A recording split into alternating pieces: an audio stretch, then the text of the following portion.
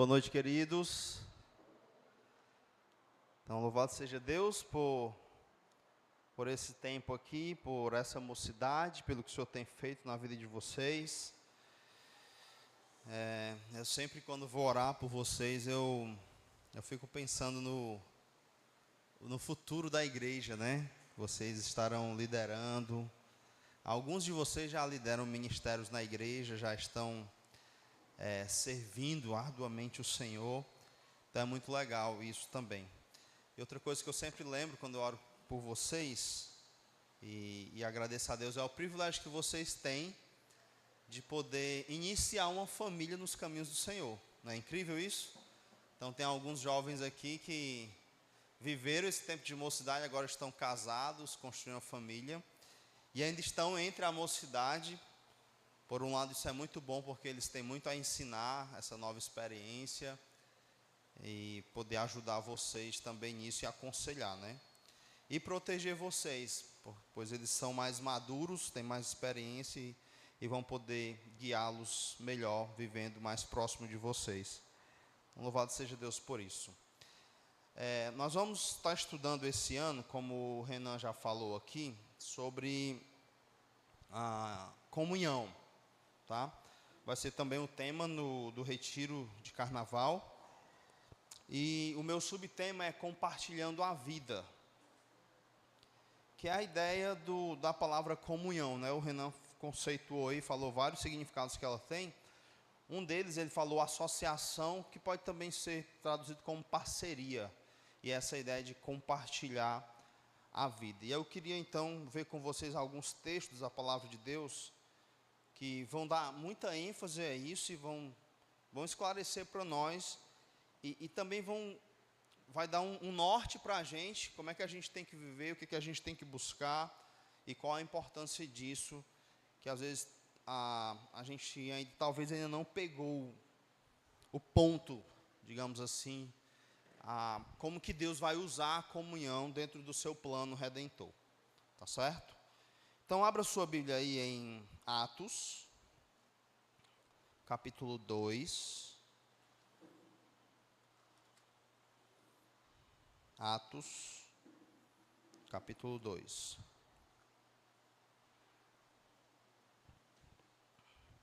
Alguém pode trazer... já está aqui a água. Essa água trouxeram agora, foi? Foi, Renan? Ou já estava aqui? Não é tua não, né? É que eu não vi ninguém trazendo aqui. Foi o Fábio? Ele diminuiu, foi? Eu nem vi ele entrando aqui. Ok. Então diz assim a palavra do nosso Deus, Atos 2, 42. E perseveravam na doutrina dos apóstolos e na comunhão, no partir do pão e nas orações. Em cada alma havia temor e muitos prodígios e sinais eram feitos por intermédio dos apóstolos. Todos os que creram estavam juntos e tinham tudo em comum. Vendiam as suas propriedades e bens, distribuindo o produto entre todos, à medida que alguém tinha necessidade. Diariamente, perseveravam unânimes no templo, partiam pão de casa em casa e tomavam as suas refeições com alegria e singeleza do coração, louvando a Deus e contando com a simpatia do povo. Enquanto isso, acrescentava-lhe o Senhor, dia a dia, os que iam sendo salvos. Vamos orar. Deus amado e querido, nos abençoa nessa noite com a Tua palavra, alimenta nossas almas, muda nossas vidas pelo poder da Tua palavra. Que o Teu Santo Espírito aplique nos nossos corações aquilo que vamos aprender essa noite. Me ajuda, Deus, a ser fiel ao texto sagrado, a ensinar os meus irmãos com fidelidade, que é o que se requer do despenseiro. Assim eu te oro em nome de Cristo, amém. Queridos, a base para esse compartilhar de vida que enche os nossos olhos e nos faz olhar para esse texto assim de forma tão admirada, e às vezes até utópica, né? Você olha para esse texto e diz, será que isso é possível? Não é? Será que isso é real? Será que eu já fui alvo de um amor tipo esse? Imagina alguém vender algo pessoal para me ajudar. Já pensou nisso? O quanto você se sentiria amado? E às vezes a gente fica se perguntando, será que isso é real mesmo? Isso acontece? Ou foi só na igreja do primeiro século?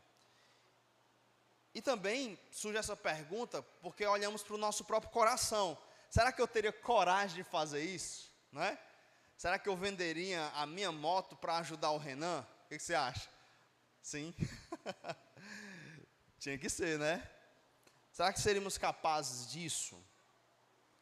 A primeira coisa que eu quero colocar aqui, partindo desse pressuposto, que isso é real, que isso existe, e que sim, que cristãos transformados, eles vendem sim suas coisas para ajudarem outros, ou deixam de ter uma vida mais pomposa para ajudar a outros. Eu já conheci várias pessoas assim, e aqui na nossa igreja eu conheço pessoas assim, que poderiam ter um carro bem melhor, se deixasse de ajudar outras pessoas, se deixasse de ofertar tanto, de contribuir tanto, eles conseguiriam dentro do seu orçamento comprar algo melhor, fazer uma viagem talvez, e eles optam por esse caminho. Então isso é real sim, muitos irmãos se sacrificam e fazem isso, isso acontece.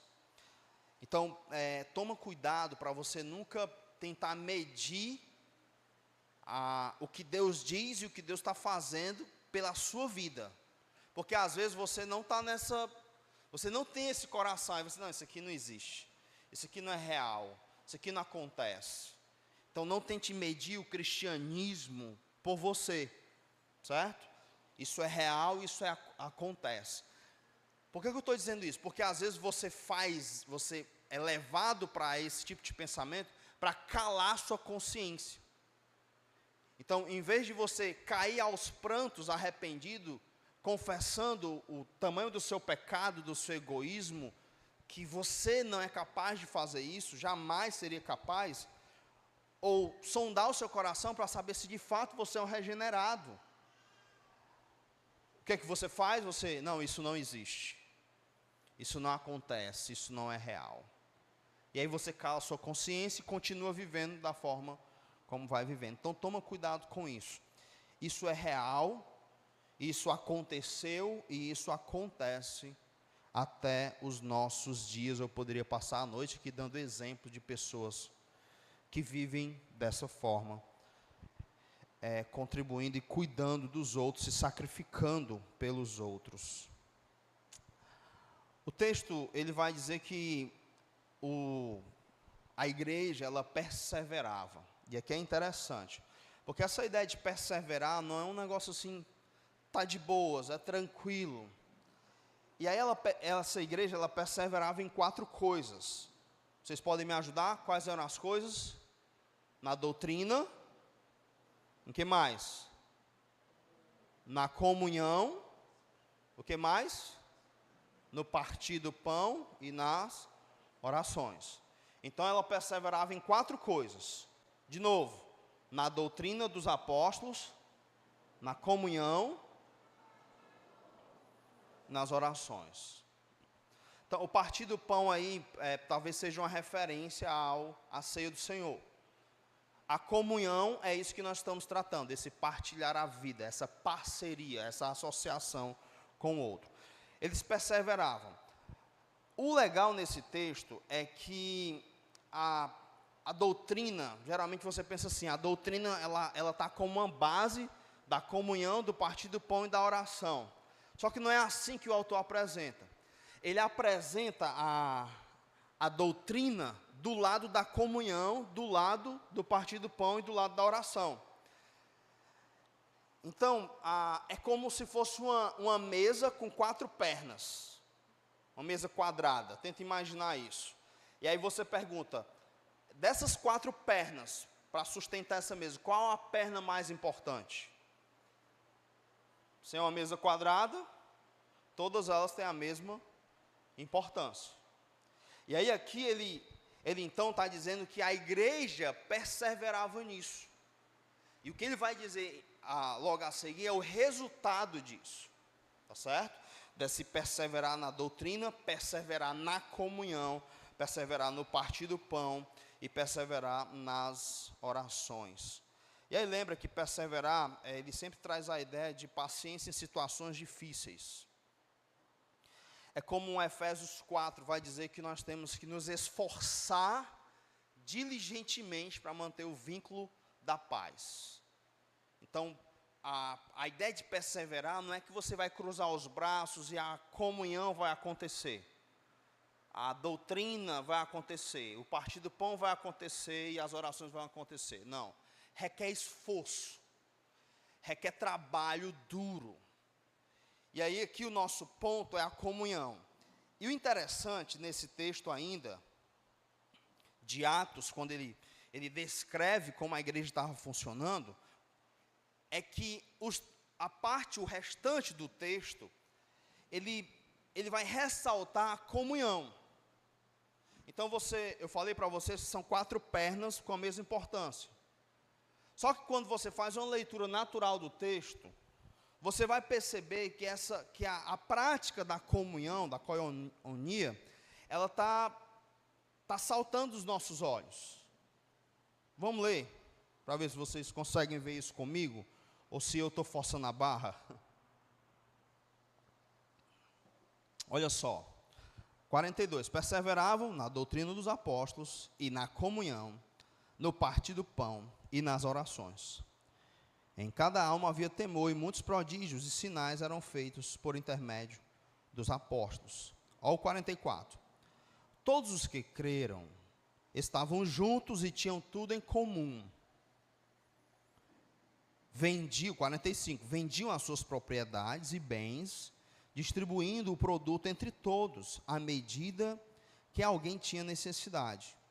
Diariamente, perseveravam unânimes no templo, partiam pão de casa em casa, e também as suas refeições com alegria e singeleza de coração. Esse partir o pão de casa em casa pode ter a ver com a distribuição diária, lembra que tinha? Para as pessoas pobres e tal, da igreja. Então, você percebe aqui claramente que o texto, quando você lê do 42 ao 47, você percebe claramente que o texto vai falar de práticas e coisas que está muito relacionado à comunhão. Vocês conseguiram perceber isso? Então, é isso que saltita, parece que essa é a ênfase. Só olha, a igreja, como é que eles eram? Eles perseveravam na doutrina dos apóstolos, na comunhão e tal, tal, tal. Aí depois ele vai dizer como é que eles viviam. E essa forma que eles viviam, a partir do verso 44, todos que creram estavam juntos. E tinham tudo em comum. Eles vendiam as suas propriedades e distribuíam com os outros. Diariamente eles estavam juntos no templo. Unânimes. Não era o gato pingado, não, estava todo mundo lá. Eles repartiam o pão de casa em casa. Enfim, você vai ver isso saltando nos olhos, essa ideia da comunhão. Não quero dizer com isso que a comunhão está sobrepondo a doutrina dos apóstolos, o partir do pão e as orações. Lembra que eu disse que são 4 pernas, são iguais. Mas por que então que ele dá essa ênfase aqui? Vamos ler novamente agora em Atos, é a mesma ideia, capítulo 4, verso 32. Isso vai nos ajudar.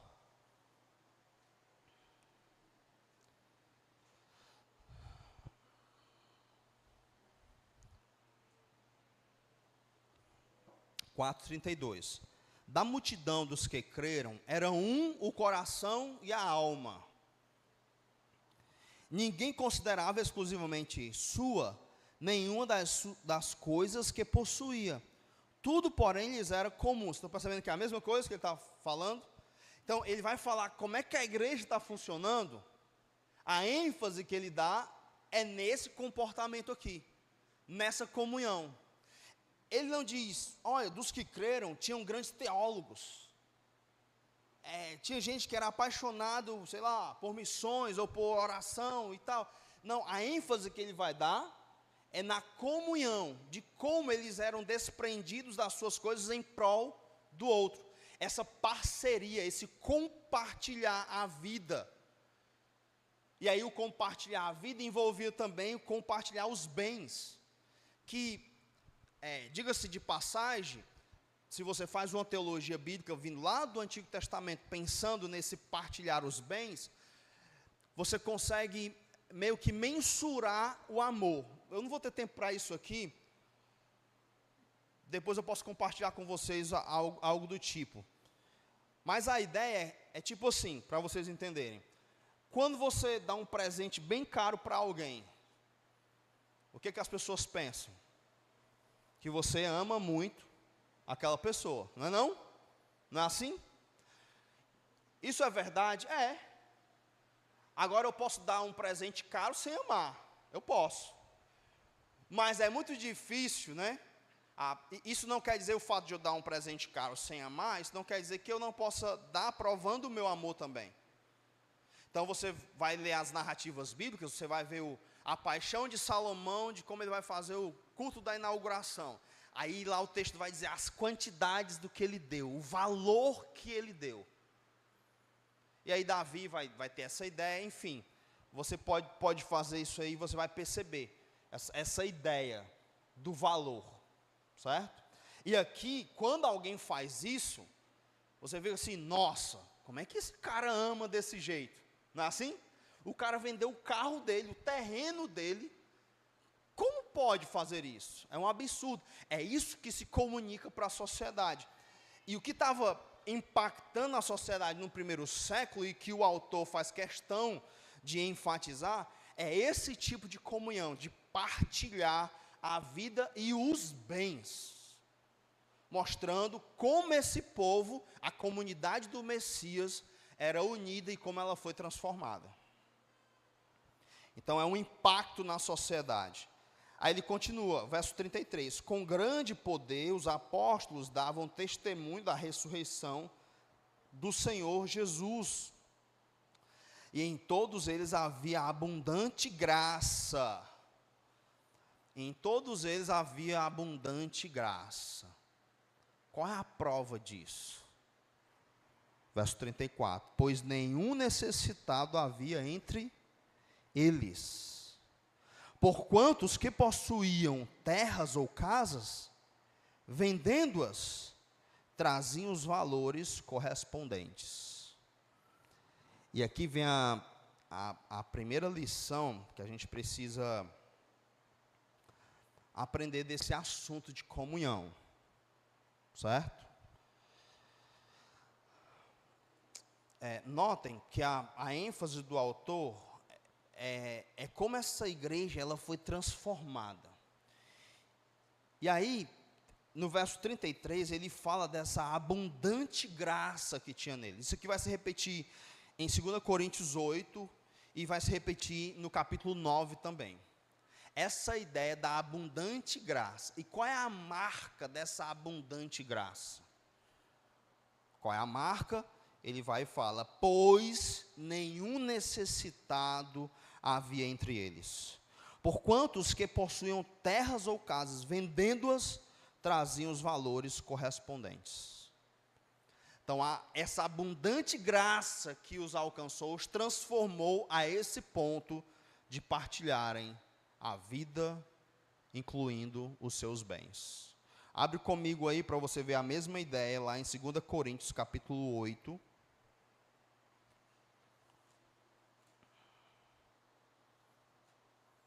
E aí eu fecho o raciocínio nesse ponto aqui.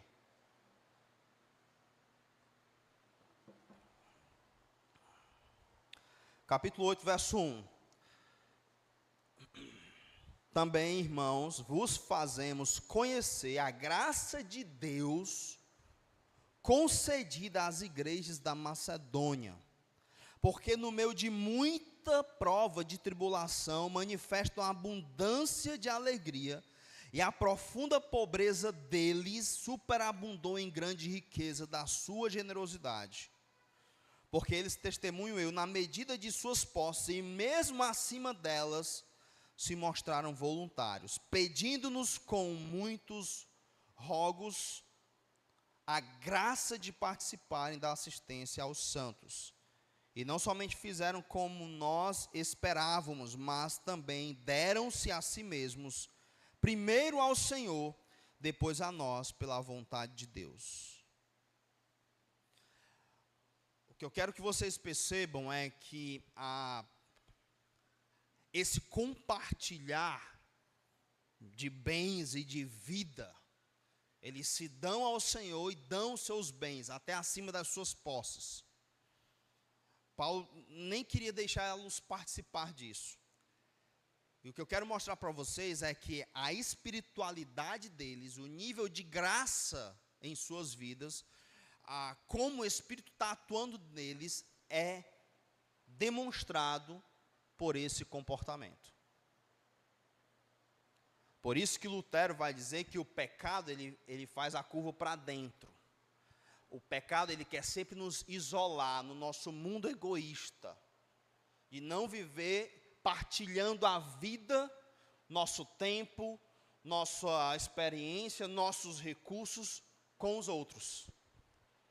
Nós sempre pensamos, quando a gente vê textos como esse, nosso domínio semântico, né? A primeira coisa que vem à nossa mente, quando a gente lê um texto como Atos 2, a gente pensa logo assim, ó, isso aí não existe não, nunca fizeram isso comigo. Dificilmente você pensa assim, ó, isso aí não existe não, eu nunca fiz isso com alguém.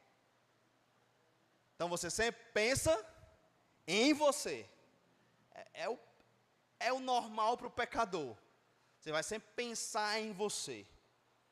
Você nunca pensa no outro. É como, às vezes você pensa num evento, pensando na igreja. Você pensa o quanto aquele evento vai ser bom para você. Você nunca pensa em como você pode servir o outro naquele evento.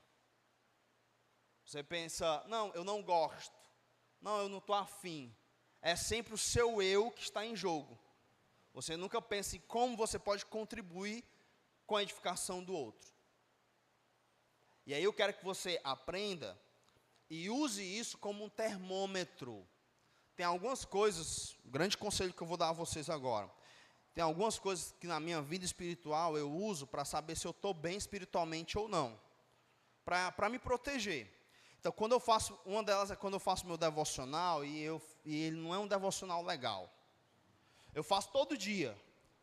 Mas o que eu uso para medir como eu estou com Deus, na minha intimidade com Ele, é quando esse devocional ele é sem graça. Ele, assim, não é aquela coisa gostosa, sabe, que me toca e tal. Então, quando eu percebo meu coração frio para isso aqui, eu disse, poxa, aí eu jejum, eu oro mais, eu peço perdão e tal, eu ligo o sinalzinho de que há algum problema no meu coração. A outra coisa que nos ajuda e que me ajuda é o meu ânimo de estar com o povo de Deus. O quanto eu quero estar com esse povo, o quanto eu gosto de estar com eles. E aí, às vezes eu não estou querendo tanto. Às vezes eu queria ficar só, queria e tal, queria... Não tem aquela alegria, aquele desejo, sabe? De contar as horas e tudo. Enfim, aí eu uso isso para medir também a minha espiritualidade. Porque é o que o texto está dizendo. 1 João 1,7 vai deixar isso mais claro.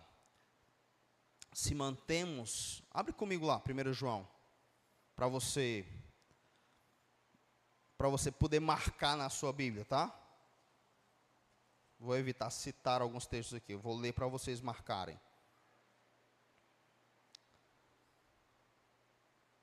1,7.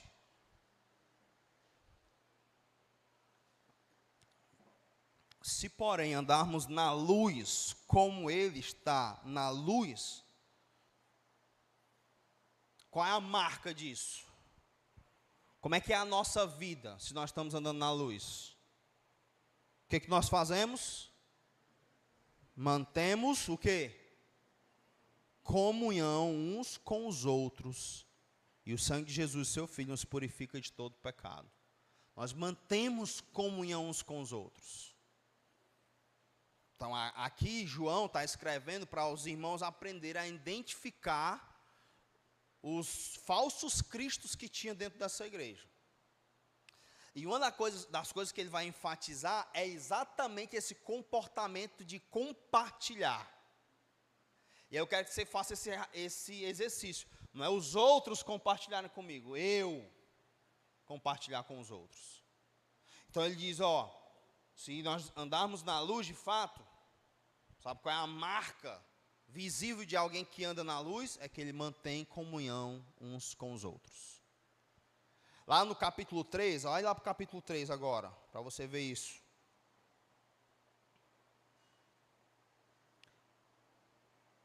Verso 16. Estou no 2, que eu não estou achando. Verso 14, digo melhor. Nós sabemos que já passamos da morte para a vida, porque amamos os irmãos. Aquele que não ama permanece na morte. Agora, qual é o padrão desse amor aqui?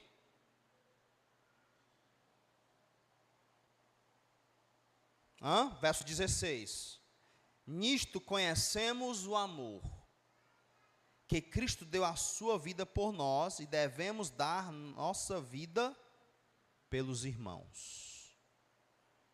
E aí vai no verso 18. Filhinhos, não amemos só de palavra nem de língua. Não amemos de palavra nem de língua, mas de fato e de verdade. Vocês estão conseguindo perceber que a espiritualidade, e não só a espiritualidade, mas a regeneração, ela está diretamente ligada a esse compartilhar? A marca de um regenerado é que ele vive em comunhão, é que ele compartilha. É incrível isso aqui. O quanto isso aqui, ele faz parte de uma forma natural da vida do povo de Deus. Como isso deveria ser algo de boas, tranquilo. Mas, como nós lemos lá, eles têm que perseverar, eles perseveravam. Nós temos que nos esforçar diligentemente para manter o vínculo da paz, a comunhão, porque nós estamos numa luta contra a nossa carne.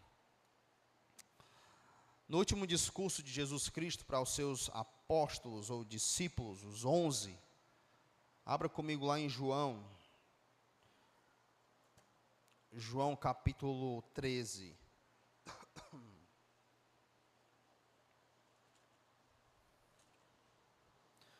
Vou fazer aqui um reparo bem rápido, do 13 até o 17, tá? Para vocês perceberem isso. Então vamos lá. No último discurso, ele começa fazendo algo bem atípico. Ele começa lavando os pés dos seus discípulos. Todo mundo lembra disso, né? Capítulo 13. Quando ele termina de lavar, ele diz assim: vocês entenderam o que eu acabei de fazer com vocês? Vocês me chamam de Senhor e Mestre, e fazeis bem, porque eu sou. Certo? E aí depois ele vai e diz que eles devem viver assim, fazer assim. E mais, ele diz que a alegria, a felicidade, a bem-aventurança consiste nisso. Você já pensou? Alguém disse que uma vida vivida para si mesmo nem vale a pena ser vivida. Mas uma vida que serve. Cristo está dizendo que dentro do seu conceito de alegria e felicidade, de bem-aventurança, se encontra aqui nesse serviço. Então, no verso 17, ele diz assim, ó: ora, se sabeis estas coisas, bem-aventurados sois se as praticardes. Ele está falando o quê? Deles servirem uns aos outros. Assim vocês devem viver, servindo uns aos outros. Verso 15, porque eu vos dei o exemplo, para que, como eu vos fiz, façais vós também. E aí você encontra a sua felicidade, a sua alegria. Você vai encontrar satisfação em servir ao Senhor, servindo o outro. E é um sentimento, assim, muito interessante. Todo ano, em dezembro ou início de janeiro, eu faço o meu calendário, né, do ano todinho.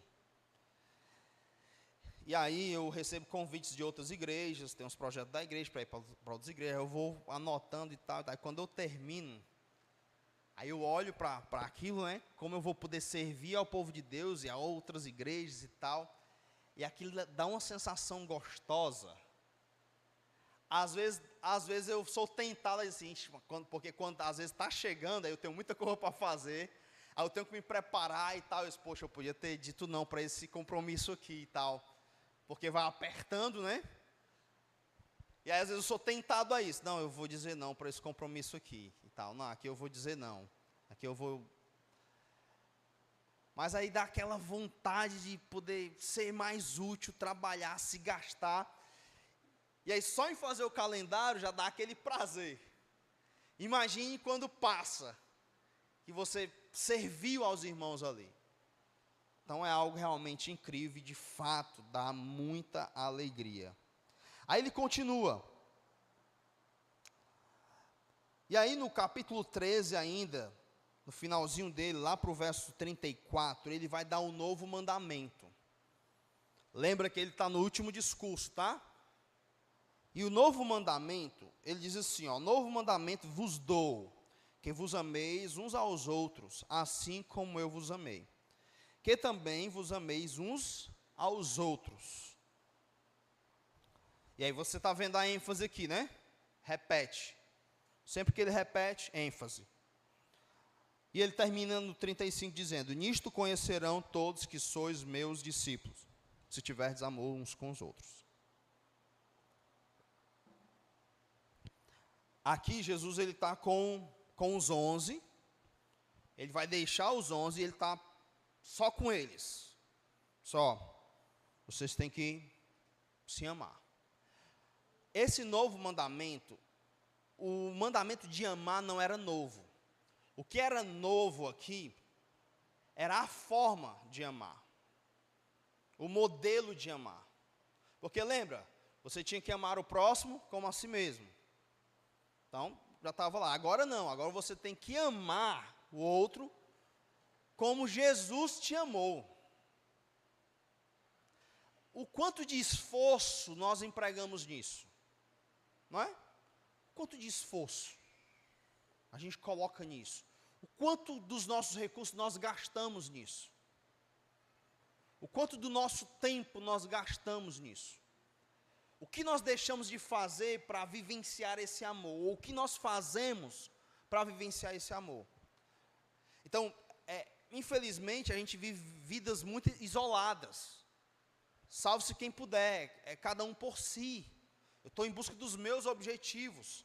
E aí você acaba nem partilhando a sua vida com o outro, nem seu tempo, nem nada. E aí o tempo vai passando e nós estamos juntos, mas isolados. Isso é terrível, isso acontece até em famílias que estão debaixo do mesmo teto. O que dirá entre nós que não moramos juntos? Mas isso não nos serve como desculpa. O fato é que nós devemos buscar isso. E essa é a marca, ou é o que nos identifica como discípulos de Jesus. Se vocês se amarem assim, todos vão saber que vocês são meus discípulos. Está lá. 1 João diz, quer saber quem é falso Cristo aí? Ou um falso cristão? Olha se ele ama. A gente sabe que foi regenerado por esse amor latente. Aí no capítulo 14, a ênfase do capítulo 14 é acalmá-los, tirar o medo deles e deixar claro para eles que a obediência aos mandamentos de Jesus é a marca do amor, a prova do amor. Então, no verso 15, ele diz: se me amais, guardareis os meus mandamentos. Aí no 21 ele repete, no 22, no 23, a mesma coisa. Se vocês me amam, vocês guardam meus mandamentos. Até que ele termina na negativa dizendo: aquele que não me ama, não guarda os meus mandamentos. Então isso é dito 4 vezes, ele dando essa ênfase nesse mandamento, nesses mandamentos. Aí quando você pensa, se vocês me amam, vocês guardam os meus mandamentos, está muito genérico, né? Que mandamento é? Aí vocês devem lembrar que ele acabou de falar do novo mandamento. Então, o que está o domínio semântico ali, quando se fala em mandamento, o primeiro que vem é esse novo mandamento, que eles estão impactados com essa nova forma de amar. Aí nós chegamos no capítulo 15, o lance lá da videira. Então, quando nós chegamos no capítulo 15, novamente ele vai falar a respeito desse mandamento e desse amor. Então veja aí comigo a partir do verso 4. Permanecei em mim, eu permanecerei em vós como em vós. Como não pode o ramo produzir fruto de si mesmo, se não permanecer na videira, assim nem vós o podeis dar, se não permanecerdes em mim. Eu sou a videira e vós os ramos. Quem permanece em mim, eu nele, esse dá muito fruto, porque sem mim nada podeis fazer. Se alguém não permanecer em mim, será lançado fora, à semelhança do ramo, e secará, e o apanham, lançam no fogo e o queimam. Se permanecerdes em mim, as minhas palavras permanecerdes em vós, pedireis o que quiseres e vos será feito. Nisto é glorificado meu Pai, em que deis muito fruto, e assim vos torneis meus discípulos. A ideia de permanecer aqui, a palavra permanecer em nós, assim como guardar o mandamento, é a ideia dessa obediência, que é esse relacionamento. E aí eles estão pensando no fruto, vocês não produzirem frutos e tal, vai ser cortado. O fruto aqui eu já até preguei no domingo, que eu defendo que é a comunhão. É uma perspectiva, digamos, nova, mas eu consigo de alguma forma ver isso aqui. Talvez esteja forçando um pouco a barra, alguns vão interpretar esse texto aqui como salvar descrentes, isso é dar fruto. Outros vão interpretar como ser parecido com Jesus, ser santo, e por aí vai. E envolveria a vida em comunidade também. Mas eu penso que a ênfase está aqui por causa de todo o contexto. E vou tentar mostrar isso para vocês, de onde eu tirei essa ideia. Verso 9. Como o Pai me amou, também eu vos amei. Permanecei no meu amor. Aí ele fala, se guardardes os meus mandamentos, permanecereis no meu amor. Assim como também eu tenho guardado os mandamentos de meu Pai, e no seu amor permaneço. Tenho-vos dito estas coisas, para que o meu gozo esteja em vós, e o vosso gozo seja completo. Então nota que ele fala novamente, se guardardes os meus mandamentos, permanecereis no meu amor. E aí, claro, se você permanece nele, você vai dar fruto. E o legal é que ele coloca a oração no meio disso, porque ele diz, tudo que vocês pedirem, em meu nome o Pai vai dar. Ora, se eu estou pensando em dar fruto, eu não quero ser cortado, eu vou orar pelo quê? Exatamente para dar fruto. E o dar fruto aqui é essa ideia de permanecer. E aí você vai dar muito fruto, se as palavras permanecerem nele, em você. E esse permanecer aqui é a ideia dessa obediência. Obediência a quê? Aos mandamentos. Agora, que mandamento? Então, ele fala do novo mandamento no capítulo 13. Ele fala sobre amar é obedecer a ele, no capítulo 14. E no 15, agora, ele fala sobre dar fruto, senão você vai ser cortado. E para dar esse fruto, você tem que permanecer nele, no amor dele, e obedecer ou guardar os mandamentos dele. Certo? E aí mandamentos aqui está no plural, e aí parece que está genérico, né? São todos os mandamentos. Mas olha só o que ele faz no verso 12. O meu mandamento é este. Não é interessante? Então ele fala, o novo mandamento, 14. Se vocês me amam, vocês guardam os meus mandamentos. No 15. Para vocês permanecerem em mim, vocês devem permanecer no meu amor e guardar os meus mandamentos. Isso é permanecer no meu amor. E aí, de repente, parece uma quebra do 11 para o 12. No 12 ele diz, o meu mandamento é este. Que vos ameis uns aos outros, assim como eu vos amei. Ele volta lá para o novo mandamento. Parece assim que ele não quer deixar dúvida qual é o ponto dele. Ele está com os 11, eles vão ficar sozinhos. Vai ser difícil a vida para eles. Vocês devem se amar como eu amei vocês. Aí ele vai se usar como exemplo e vai falar de amizade. Eu acho fantástico isso aqui. Lá no 13, ele fala do novo mandamento e antes ele dá o exemplo de servir. E agora aqui ele vai falar dessa amizade, como é um amigo de fato. E o conceito de amizade para Cristo. Então presta bem atenção nisso. Ninguém tem maior amor do que este, de dar a alguém a própria vida em favor dos seus amigos. Vós sois meus amigos se fazeis o que vos mando. E o que ele manda? Qual é o mandamento? Amar uns aos outros. Já não vos chamo servos, porque o servo não sabe o que faz o seu senhor, mas tenho-vos chamado amigos, porque tudo quanto ouvi de meu Pai vos tenho dado a conhecer. Não fostes vós que me escolhestes a mim, pelo contrário, eu vos escolhi a vós outros e vos designei para que vades e deis fruto, e o vosso fruto permaneça, a fim de tudo quanto pedirdes ao meu Pai, em meu nome, vos conceda. Olha o 17 agora, a quebra. Isto vos mando. Qual é o mandamento? Que vos ameis uns aos outros. Ele amarra tudo. Então ele começa lá em cima no 12. O meu mandamento é este, que vocês se amem. Se vocês querem ser os meus amigos de fato, vocês têm que fazer o que eu mando. Aí ele vai e fala de como ele os amou, e deixa o exemplo, como lava pés, como é que tem que ser a amizade de vocês, e no final ele fecha dizendo, eu mando isto. O que eu mando? Qual é a minha ordem? Que vocês se amem, que vocês partilhem a vida. E aí eu quero abrir um parênteses aqui. Às vezes a gente sai para comer uma pizza e tal, e às vezes nós camuflamos e chamamos isso de comunhão. A gente tem que tomar cuidado com isso. Porque comunhão, partilhar a vida, vai muito além disso. Eu vou bater o racha e tal, eu estou tendo comunhão. Não, vai além disso a comunhão. Dentro do conceito de Cristo, a amizade, por que ele diz, olha, vocês são meus amigos.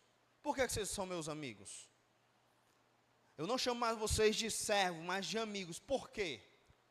Aí ele vai dizer, porque tudo que eu tenho recebido de meu Pai, eu tenho feito vocês conhecerem. Ele partilha o conhecimento do Pai. Então é uma amizade que vai edificar o outro. É muito massa isso.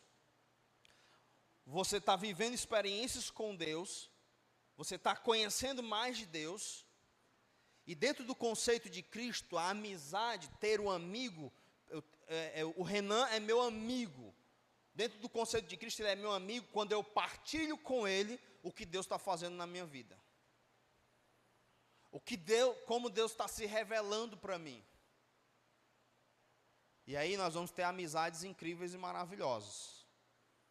Nós conversamos sobre várias coisas. Ontem eu marquei um almoço, convidei o meu grande amigo Vladimir para almoçar. Disse, bora almoçar comigo, ele, que chique. Aí nós conversamos, a gente sempre fala de coisas de ministério. Então, hoje eu quero conversar sobre nossas vidas. Como é que está a sua vida no trabalho, eu falo como é que está a minha e tal, e tal, e tal, e tal. Aí no final a gente a conversa sempre vai parar na nossa alegria do que Deus está fazendo e tal. É incrível. Foi tipo no dia do aniversário da Letícia, lá no Nobre. Eu, a Rayane e o Renan, a gente começou a falar sobre a volta de Cristo e tal. É incrível. E aí, você é edificado pelo jeito que o outro fala, como ele está animado, como está esperançoso, o que Deus está fazendo na vida da pessoa. Porque à medida em que você lê, que você vai caminhando com Deus, você vai aprendendo mais sobre Deus, você vai vivendo experiências com Ele, nas suas lutas contra o pecado. E aí você partilha isso edifica muito. A gente nunca vai conseguir medir o efeito que o que nós dizemos do que Deus está fazendo na nossa vida, vai ter na vida do outro. A gente não sabe como Deus usa isso em determinadas situações para abençoar a vida do outro. Só que para isso, teve um evento, e aí, coincidentemente, a gente estava lá naquela mesa. Não é? Então, Letícia, faça mais eventos assim. Dessa vez você paga para todo mundo. Mas o fato é que ter esses momentos não pode se resumir só a comer pizza, mas deve envolver isso, esse partilhar do que Deus está fazendo na minha vida. Quando você pensa nisso aqui, ó, e é muito legal o que Cristo faz aqui. No verso 18, lembra, no 17 parece que ele dá uma quebrada, né? Isto vos mando, que vos ameis uns aos outros. É tipo assim, ó, estou dando um exemplo aqui como é um amigo. Eu dou a vida pelos meus amigos. Certo? E eu que escolhi vocês, foi vocês que me escolheram não. E que tipo de amigo nós somos, né? Que a gente quer escolher amigo só que seja amigo legal, que tenha algo para nos oferecer. Mas no nosso caso, e ele não. E ele que nos escolhe.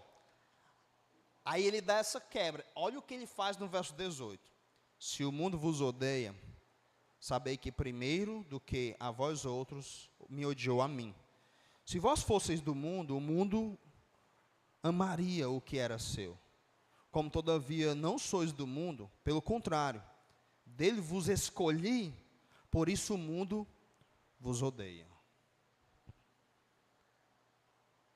Dentro do conceito de amizade de Cristo, e do que ele acabou de dizer, seguindo a linha de raciocínio dele, tem como ter amigo do mundo? Sim ou não? Hã? É impossível. Não tem. Não tem como ter amigo no mundo. E aí deixa eu dizer outra coisa para vocês, para medir a espiritualidade de vocês. Se você se sente bem com amigos do mundo, você está muito, muito mal espiritualmente. Porque está aqui, ó. Ele dizendo para os seus discípulos, e aí vocês têm que ser amigos. O amigo dá a vida pelo outro, morre pelo outro. Ele partilha as coisas de Deus. Tudo que Deus me disse eu fui partilhando com vocês, por isso vocês são meus amigos. Agora deixa eu dizer, o mundo odeia a gente. Ele odeia a mim e vai odiar vocês. Não tem como ter amizade. E lá em 1 João, se você é amigo do mundo, você é feito inimigo de Deus. Não tem como ter amizade. Não existe.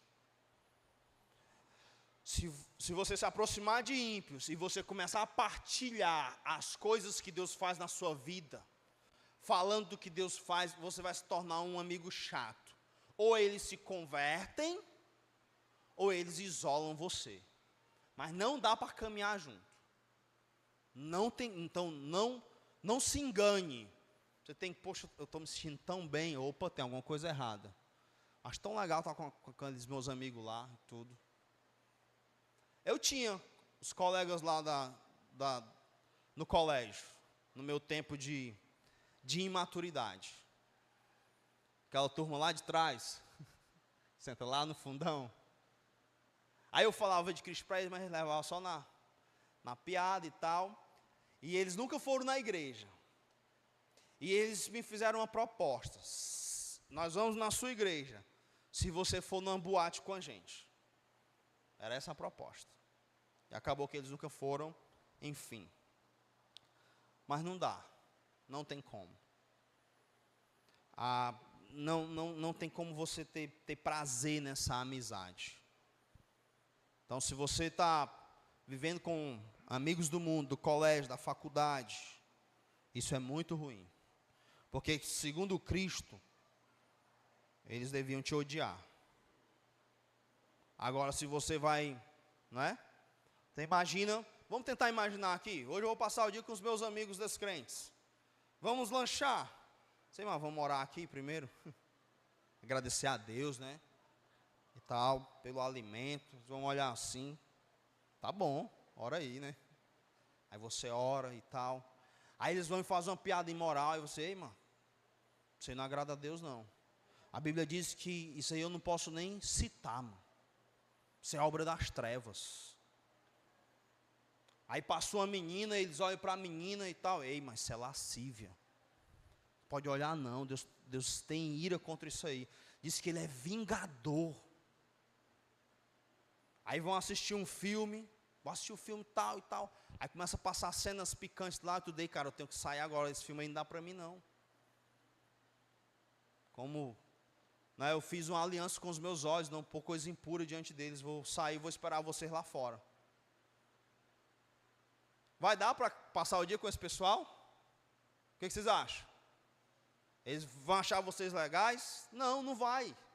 Agora, se você vai fazendo vista grossa, vai levando, vai empurrando com a barriga, então não tem como ter, irmãos, amizade. Cuidado, viu? Adolescentes, jovens, cuidado com isso.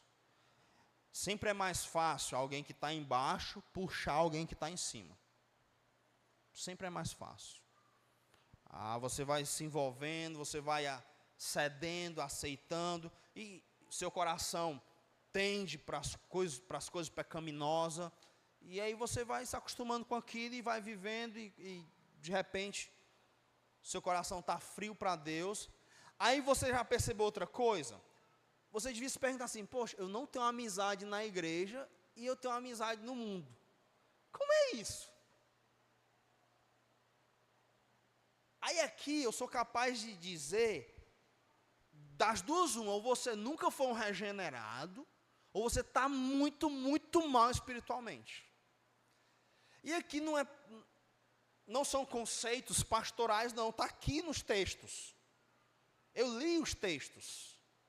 Então não se engane. Não se engane. A luz, ela incomoda as trevas. Quando um crente chega num canto, ela incomoda, o linguajar das pessoas vai ser confrontado, a sua vida, o seu jeito de se vestir, de se comportar, de falar, vai incomodar as trevas. Não tem como unir as trevas com a luz. Então, quando isso acontece, isso revela o quanto nós estamos perdidos. E aí nós chegamos no capítulo 17, abre lá comigo e eu encerro. Já li isso aqui várias vezes para vocês, então vou só para aqueles que ainda não viram. Chegando no capítulo 17, ele termina esse discurso para os seus 11 discípulos, e aí ele vai, então, levanta os olhos ao céu e ora. Deve ter sido muito legal, né? Ele dá o discurso para os discípulos de despedida, diz, não, vocês têm que estar unidos, o mundo vai odiar vocês e tal, tem um novo mandamento, vocês têm que se amar, morrendo um pelo outro, vocês têm que ser amigo, um amigo que morre pelo outro e tal. Aí quando ele termina, agora eu vou orar. E aí ele, na sua oração, ele vai repetir algumas frases. E isso me ajuda a entender que o fruto lá é essa vida de comunhão, essa obediência à vida de comunhão, por causa da sua oração final. Então ele diz no verso 11, já não estou no mundo, mas eles continuam no mundo, ao passo que eu vou para junto de ti. Pai Santo, ele exclama, Pai Santo, guarda-os em teu nome, que me deste, para que eles sejam um, assim como nós. Pai Santo, Ele pede, faça com que eles sejam um, assim como nós. Não é interessante Ele orar isso? E aí você tem o novo mandamento, o padrão de amor, e agora você tem um padrão desse compartilhar aqui, dessa comunhão. Que é um padrão, eu diria, inalcançável. Nós conseguimos ter uma comunhão como Cristo tem com o Pai. Já pensou? Por isso nós temos que nos esforçar diligentemente. Quando Deus coloca um padrão inalcançável, Ele não quer dizer que a gente tem que desistir, não. Quer dizer que a gente tem que se esforçar muito e lutar e morrer tentando. Sede perfeitos, como perfeito é o vosso Pai. Então não vou mais nem buscar ser santo. E aqui a Trindade Santa é o padrão. Tem coisas que nós só vamos conseguir encontrar no estado eterno, quando formos glorificados, a presença do pecado sair de nós. Mas, meus amados irmãos, é um padrão tão elevado, e a gente não pode estar lá atrás, relaxado, não, a gente tem que estar lutando, lutando e lutando, criando meios, fazendo alguma coisa. O que não podemos é cruzar os braços. Verso 21 agora. Vamos ler a partir do 20. Não rogo somente por estes, seriam os 11 ali, né? Mas também por aqueles que vierem a crer em mim, que aí são todos os cristãos na história da igreja, inclusive nós. Por intermédio da sua palavra. Com que finalidade ele roga? Verso 21. A fim de que todos sejam um. E como és tu, ó Pai, em mim, e eu em ti, também sejam eles em nós. E aí ele vai e diz, o objetivo, para que o mundo creia que tu me enviastes. Isso aqui é fantástico. Aí ele vai repetir, verso 22. Eu lhes tenho transmitido a glória que me tens dado, para que sejam um, como nós o somos. Eu neles e tu em mim, a fim de que sejam aperfeiçoados na unidade, para que o mundo creia, conheça que tu me enviastes e me amaste, como também, e os amaste, como também amastes a mim. Então, quando eu olho para um texto como esse, para uma oração como essa, para um discurso como o de Cristo, perseverar na doutrina, comunhão, partir do pão e oração, todos têm a mesma importância.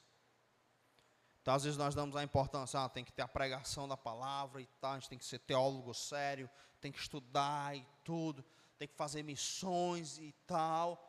E quanto de energia nós estamos gastando em comunhão, em promover essa parceria. Eu individualmente, o quanto eu tenho gastado da minha vida para que isso seja real. Porque você vai concordar comigo que fazer missões, tornar Deus conhecido, fazer parte da missão de Deus, começa aqui, na comunhão.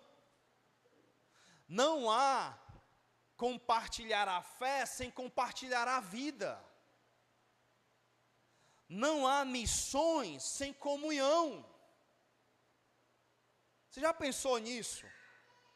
E aí, não é uma coisa que eu estou criando, não. É a oração do Messias, do Cristo, do Deus encarnado.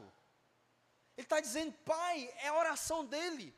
Ele não ora, Pai, faz com que eles possam ir para todo o mundo e tornem o teu nome conhecido. Não, a oração dele faz com que eles sejam um, para que esse mundo olhe para isso, para essa unidade, para o Senhor aperfeiçoando eles na unidade, e creiam que tu me enviaste. Foi assim que a igreja primitiva impactou a sociedade da época. Lembra do autor de Lucas, como é que ele narra no capítulo 2 de Atos? E lá no capítulo 4, que nós iniciamos lendo, era o impacto que eles faziam. E vocês vão concordar comigo. E quando nós conseguimos viver isso, nós impactamos a sociedade ao nosso redor. Ultimamente o irmão Gladys compartilhou no grupo da igreja como seus familiares descrentes ficaram impactados com a unidade da igreja em meio ao sofrimento que ele e sua família estavam vivendo. Como isso abre portas para pregar o evangelho, quando a gente vive essas amizades, a tal ponto de dar a vida um pelo outro, partilhar a vida. Então nos esforcemos. Nós devemos fazer parte da missão de Deus, do que Deus está fazendo nesse mundo, de tornar Cristo conhecido. E como que a gente começa a fazer isso? Comunhão. Aqui é o beabá, comunhão. Viver em comunhão. Por isso não existe carreira solo de missionário. Tu é de que igreja? Não, eu estou sozinho aqui. Nem Paulo foi assim. Paulo chegasse, tu é de que igreja? Estou lá de Antioquia. Fui separado para servir o Senhor lá. Ele fazia viagem missionária e voltava para a sua igreja, prestava relatório, edificava os irmãos. E era assim. Mas começou lá, na comunidade, vivendo em comunhão. O Espírito Santo disse, separe para mim, Paulo e Barnabé. E assim o mundo vai crer que Cristo foi enviado, porque isso é um verdadeiro milagre, o milagre da comunhão. É um milagre. Esse amor latente que um cristão tem por outro, é característica de uma regeneração que o Espírito Santo fez na nossa vida.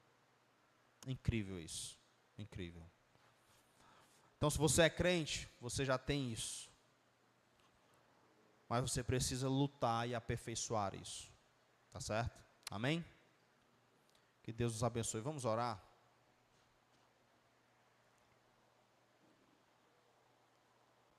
Senhor, ajuda essa mocidade, Deus, a crescer em comunhão. Amizades profundas, sejam capazes de morrer um pelo outro. O mundo vai olhar para isso, Deus, um mundo que está tão solúvel, um mundo que está tão egoísta,